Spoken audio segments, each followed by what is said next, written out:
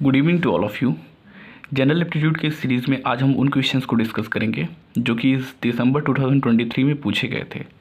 हम लोग को ये मालूम है कि हम लोग का जो स्कोर कार्ड है वो कल ही रिलीज़ हुई थी, तो हमारा about 13 question 15 out of 13 question सही थे। तो 13 क्वेश्चन सही थे, 2 क्वेश्चन रॉन्ग हुए थे। ठीक है, तो हम आज उन्हीं क्वेश्चंस को डिस्कस करते हैं। जो है देखिए 3 वीडियोस यानी 3 क्वेश्चंस की जो वीडियोस हैं वो हम पहले ही डाल चुके हैं अपने यूट्यूब पे। ठीक है, आप प्लेलिस्ट में जाके उन क्वेश्चंस को देख सकते हैं। जो है आज हम कुछ क्वेश्चंस को डिस्कस करते हैं। फर्स्ट क्वेश्चन क्या कर रहा है, in the figure triangle A B C and triangle B D C are similar. यहाँ फिगर में ध्यान दीजिए, यहाँ पे ए बी सी यानी A B C and triangle B D C ये दोनों ट्रायंगल क्या है, सिमिलर हैं। ए बी सी और ट्रायंगल बी डी सी ये दोनों क्या है, सिमिलर हैं। तो सिमिलर होने के लिए कंडीशन होती है कि जो इनके करस्पॉन्डिंग साइड्स होते हैं उनका जो रेशियो होता है वो भी इक्वल होता है। ठीक है, तो अगर इनके करस्पॉन्डिंग साइड का रेशियो निकाला जाए तो ए सी अपॉन क्या हो जाएगा, B C. A C upon B C is equal to, अगर हम A B upon B D लें, A B upon B D actual में हम ले क्यों रहे हैं, A B upon B D क्यों ले रहे हैं, हम ए सी अपॉन हम लोग यहाँ पे B C upon D C क्यों ले रहे हैं, क्योंकि एक्चुअल में जो हम लोग के पास जो गिवन है वो ए सी गिवन है, बी सी गिवन है, ए बी गिवन है और बी डी पूछ रहा है, इसी वजह से हम इन साइड को ही ले रहे हैं। ठीक है, तो यहाँ पे ऐसे कह सकते हैं कि आगे चल के जो है B C upon D C के इक्वल होगा। ठीक है, ये सिमिलरिटी की कंडीशन होती है, उनके करस्पॉन्डिंग साइड का जो रेशियो होता है वो इक्वल होता है। क्लियर, तो यहाँ पे हम लोग को केवल काम इन्हीं से है जो है। ठीक है, तो A C upon B C is equal to A B upon B D. ठीक, तो ए सी की वैल्यू कितनी थी 20 अपॉन बी सी की वैल्यू कितनी है 8 is equals to A B की वैल्यू 15 अपॉन बी डी की वैल्यू पता नहीं, तो बी डी को उधर ट्रांसफ़र करते हैं, is equal to 15 into 8 upon नीचे 20। 5 से कटा तो 5 3 जा 15, 5 4 जा 20 एंड 4 2 जा 8। यहाँ पे मल्टीप्लिकेशन करें तो 3 2 जा 6 is the correct option for this question. Now proceed to second question. Second question ये कह रहा है, train travel time between station A and station B is 39 hour. Every day a pair of train leave from A to B and B to A at 6 AM. If the service start on Monday, on which earliest day will the same train rakes start the journey again from their original station? देखिए question, ये इसका जो code था ये 704007 है। ठीक है, तो जो ट्रेन ट्रेवल टाइम है between station A and station B ये 13 आवर है। ठीक है, यानी ए से बी तक जाने में ये 13 आवर का डिस्टेंस क्या कर रहा है, कवर कर रहा है, मतलब 13 आवर ले रहा है, टाइम 13 आवर ले रहा है। एक्चुअल में 13 आवर का डिस्टेंस बोले ये गलत था, जो है 13 आवर टाइम ले रहा है। ठीक है, तो ए से बी तक गया ट्रेन तो 39 आवर लेगा ना। ठीक है, लेकिन यहाँ पे एक कंडीशन भी गिवन है कि वो जो ट्रेन होगा वो 6 AM पे ही स्टार्ट होगा, और स्टार्ट कब हो रहा है, मंडे को, तो मंडे को 6 बजे यहाँ से ट्रेन चलेगी। ठीक, अब ट्यूसडे को वो 24 घंटा कंप्लीट करेगी 6 बजे, और फिर आगे कुछ और आवर लेगी जो है, तो ट्यूसडे को ही पहुंच जाएगी वो ट्रेन। लेकिन अब ट्यूसडे को देखिए, ध्यान दीजिए यहाँ पे 24 आवर लेगी।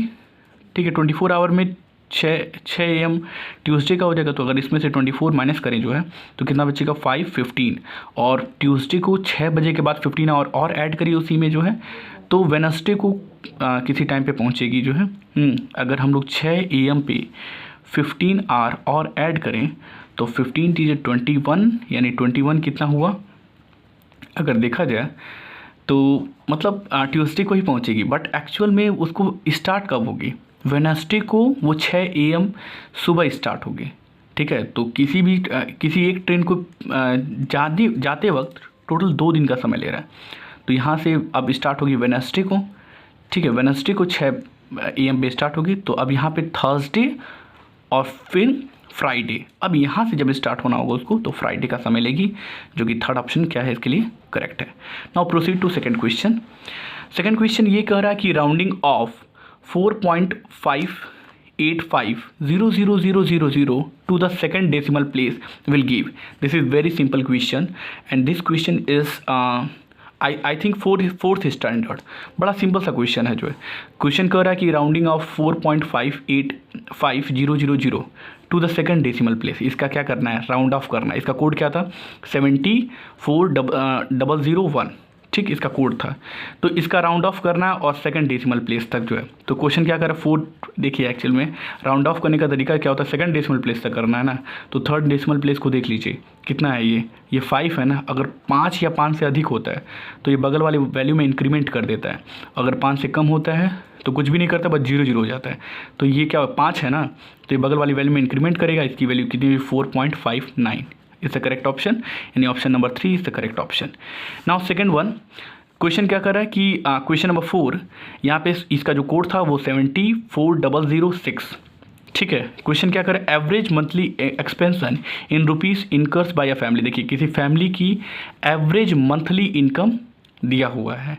देखिए वो क्या कह रहे हैं, इंसिडेंटल मतलब किसी चीज़ में खर्चा हो जा रहा है 6000 रुपये, ट्रैवल में खर्चा कर रहा है 7000 रुपये, फूड पे खर्चा कर रहा है वो फैमिली 12000 रुपये, मेडिसिन पे 8000 रुपये, सेविंग्स में 15000 रुपये, पेट मतलब जानवर में 5000 रुपये, टैक्स वो 10000 भर रहा है, रिक्रिएशन पे वो 3000, क्लोथिंग पे वो 4000, एजुकेशन पे वो 20000 खर्चा कर रहा है और मेडिसिन पे 8000, ठीक।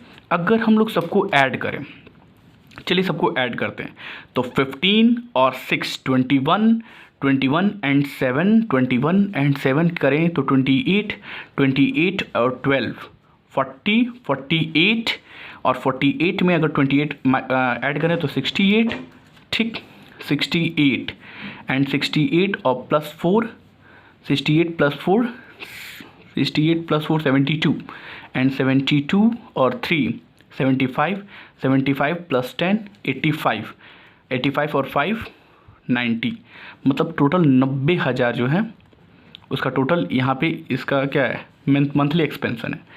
अब देखिए ये पूछ रहा है question, what is the value of the central angle corresponding to the amount spent on recreation. तो रिक्रिएशन पे कितना, वो 3000 कर रहा है ना। तो इसका जो फॉर्मूला होता है 3000 को ऊपर लिखा अपॉन 90,000 को नीचे लिखिए, ठीक है, इंटू 360 से मल्टीप्लिकेशन करिए। एक्चुअल में इसका एंगल निकालने के लिए क्योंकि टोटल एंगल जो थी 360 डिग्री का होता है ना, तो यहाँ से देखिए 0 से 0 कैंसिल आउट हुआ, यहाँ पे 0 से 0 कैंसिल, 00 से 00 कैंसिल आउट हुआ, यहाँ पे ये भी 0 कैंसिल आउट हुआ, 3 1 जा 3, यहाँ पे 3 3 जा 9 एंड 3 से कटे तो ये 12 बार पे, ठीक। तो यहाँ पे 12 degree is the correct option for this question. Central tendency पूछ रहा था, ये भी बड़ा सिंपल सा क्वेश्चन है, क्लास 8 का क्वेश्चन है। Now proceed to next. Now second one question देखते हैं, ये भी क्वेश्चन नंबर 5 है। इसका कोड है 704011। From a 2 digit number the sum of its digit is subtracted the resulting number is, ध्यान दीजिए यहाँ पे क्या हो रहा है, एक हमारे पास 2 डिजिट नंबर है, तो किसी 2 डिजिट नंबर को हम कैसे लिख सकते हैं, 10x प्लस वाई टाइप का ना। फिर क्या कह रहा है कि the sum of its digit is subtracted. Actual में क्वेश्चन हम लोग अभी ढंग से पढ़े नहीं। क्वेश्चन में ये कह रहा है फ्रॉम अ 2 डिजिट नंबर, किसी 2 डिजिट नंबर में सब्ट्रैक्ट किया जा रहा है। क्या सब्ट्रैक्ट किया जा रहा है भाई, sum of its digit is subtracted, ठीक है, उसका जो सम है वो सब्ट्रैक्ट किया जा रहा है, यानी -x प्लस वाई सब्ट्रैक्ट किया जा रहा है, ठीक। आप हमारी बात समझिएगा, यहाँ बड़ा अच्छा सा क्वेश्चन है जो कि ये भी जो है इसी पेपर में आया हुआ था। From a 2 digit number the sum of its digit is subtracted, यानी दो डिजिट नंबर, तो किसी भी 2 डिजिट नंबर को 10x प्लस वाई टाइप का लिखते हैं। इसमें से जो सम ऑफ इट्स डिजिट, इसके जो डिजिट का जो सम है वो सब्ट्रैक्ट किया जा रहा है। तो देखिए इसको अगर हम लोग सॉल्व करें तो 10x plus y minus x minus y, 10x में से x माइनस हुआ तो 9x, y से y कैंसिल आउट हुआ बस, तो 10x में से x माइनस और 9x, ये ऑलवेज डिविजिबल बाय 9 होगा, मतलब सेकंड ऑप्शन करेक्ट हो जाएगा। Thank you for watching this. इसके बाद जो नेक्स्ट वीडियो होगा उस पर हम उन क्वेश्चंस को डिस्कस करेंगे जो अभी इस वीडियो में छूट जा रहे हैं, ठीक है। और आगे हम लोग जो है इसी तरह से कुछ और क्वेश्चंस को जो है जो भी हमसे पॉसिबल हो पाएगा उसको मैं अपलोड करने की कोशिश करूँगा। Thank you for watching this.